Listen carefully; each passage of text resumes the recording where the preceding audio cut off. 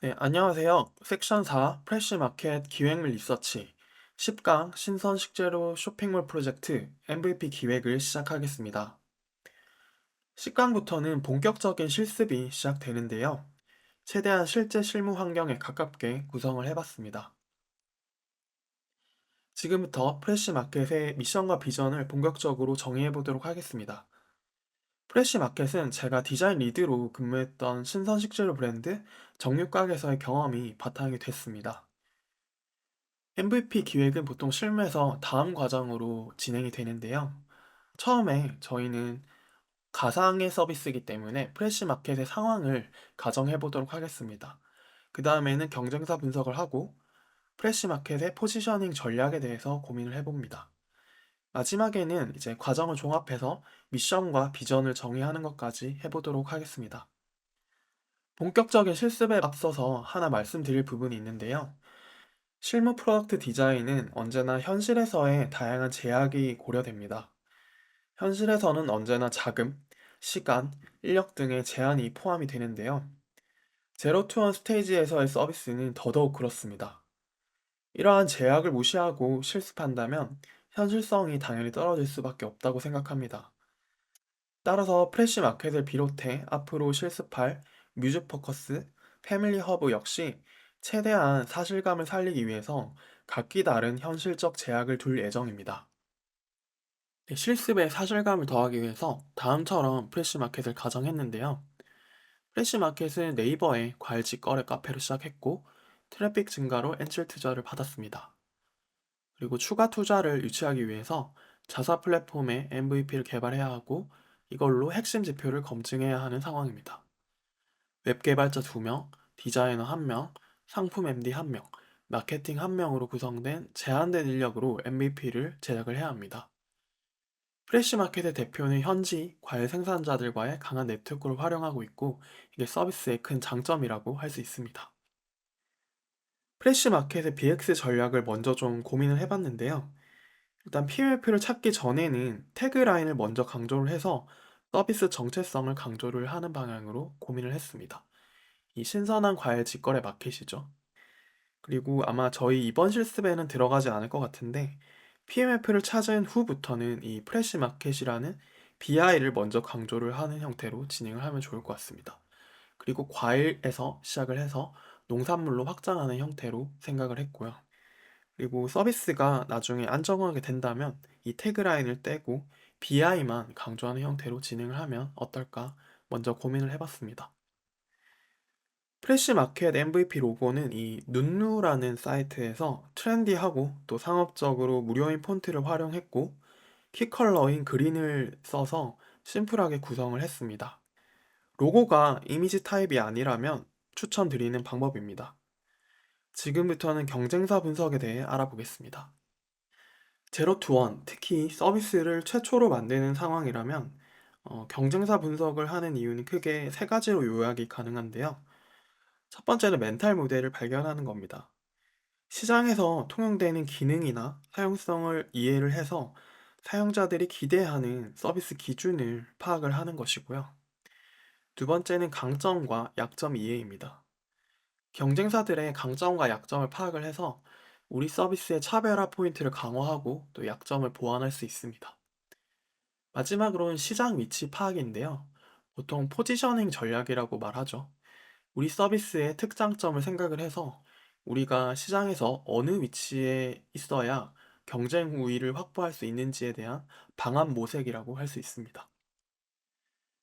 프레시 마켓을 기획을 하면서 주로 신선 식재료 혹은 과일을 직거래하는 서비스들을 많이 탐색을 해봤는데요.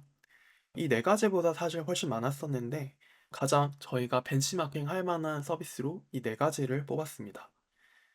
프리미엄 서비스인 컬리, 전국 팔도의 신선한 먹거리를 소비자들에게 직거래로 제공하는 팔도감, 그리고 지역 농가와 협력하는 루트, 지역 농가와 소비자를 연결하는 농가 살리기 등입니다.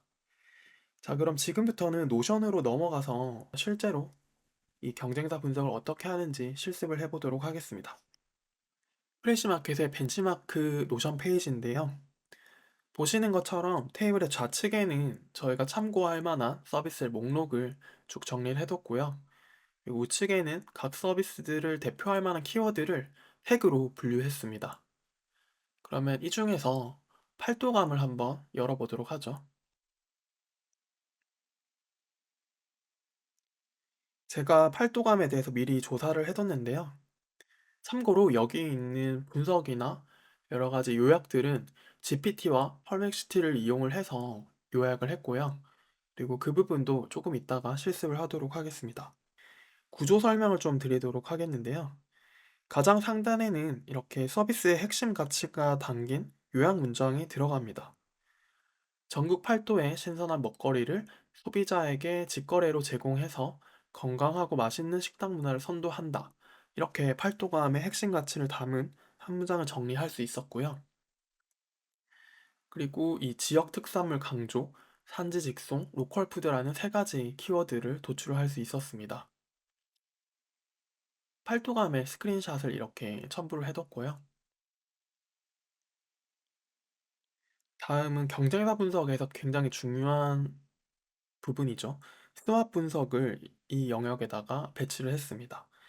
여기에는 이 서비스가 시장에서 가질 수 있는 강점, 그리고 약점, 기회, 위협 등을 적어두면 되는데요. 한번 간단하게 살펴보도록 하죠. 강점에는 일단 그 팔도감에 있는 제품들은 모두 자체 품질 테스트를 통과를 했다고 합니다. 그리고 재구매율이 굉장히 높더라고요. 첫 구매 고객의 20%가 차주에 재구매를 했고 7에서 8주차까지 재구매율 13% 이상을 유지를 한다고 합니다. 그리고 약점에서는 조금 인상적이었었던 것은 할인 쿠폰 유효 기간이 다른 서비스들에 비해서 9에서 11일로 상대적으로 좀 짧다고 하는 평이 많았습니다. 네, 이렇게 이제 수압 분석에 대해서 쭉 정리를 해두면 되고요. 그 다음에 이제 이 수압 분석을 바탕으로 이 시장 포지셔닝 전략을 짤 수가 있는데요. 활도감의 시장 포지셔닝 전략에서 핵심 가치는 아무래도 신선식품 산지 직송 시장에서 고품질 제품을 제공한다는 것이었고요. 타겟 고객은 좀 연령대가 높더라고요. 4, 50대가 이 주 식품 구매자였습니다. 그리고 이 서비스의 특징에서는 화면 자체가 직관적이고 가입 같은 것들이 굉장히 4, 50대 타깃인지 모르겠지만 굉장히 간단하고 또 쉽다는 느낌이 들었습니다. 그리고 하나 좀 특이했던 건 게임 컨텐츠들이 서비스 내에 굉장히 많더라고요. 그래서 이걸 바탕으로 이제 저희도 다음 챕터에서 아마 실습을 하게 될 이 고객 세분화 그리고 페르소나에 대한 영역을 이렇게 정리를 해두면 됩니다. 아무래도 4, 50대이기 때문에 건강에 굉장히 관심이 많을 것이고 그게 좀 품질이 좋은 그런 산지 직송 식재료와 연결이 된다고 파악이 됐습니다. 이 루트라는 서비스도 한번 가볍게 살펴보도록 하겠습니다. 전체적인 노션의 구조는 동일합니다. 보시면 대신에 루트는 팔도강과 달리 지역 경제, 로컬 푸드, 친환경 농법 같은 키워드들이 굉장히 돋보이더라고요. 그래서 이렇게 화면에 웹사이트의 메인 화면을 캡처를 해뒀고요. 굉장히 다른 느낌이죠. 수압 분석에서도 좀 약점 같은 경우는 아무래도 그 아직까지는 대형 유통업체에 비해서 브랜드 인지도가 낮아서 좀 공급망 자체가 제한이 된다. 그런 것들이 좀 약점으로 부각이 되더라고요. 하지만 강점에서는 이렇게 지역 밀착형이고 또 친환경 이미지를 확실히 가지고 있다라는 게 굉장히 강점으로 부각이 됐습니다. 쭉 보시면 시장 포지셔닝도 이제 지속 가능한 농업 혹은 친환경 로컬 푸드를 제공하는 프리미엄 브랜드라는 이미지를 좀 제고를 하고 있었습니다. 고객 세분화 같은 경우도 이제 가장 강력하게 저희가 받아들일 수 있었던 건 친환경 소비자 혹은 신선한 농산물 선호자들이 이 루트라는 서비스에 락인이 많이 되어 있었다라는 걸 알 수 있습니다. 네, 지금부터는 인공지능을 활용을 해서 직접 경쟁사 분석을 실습해 보도록 하겠습니다.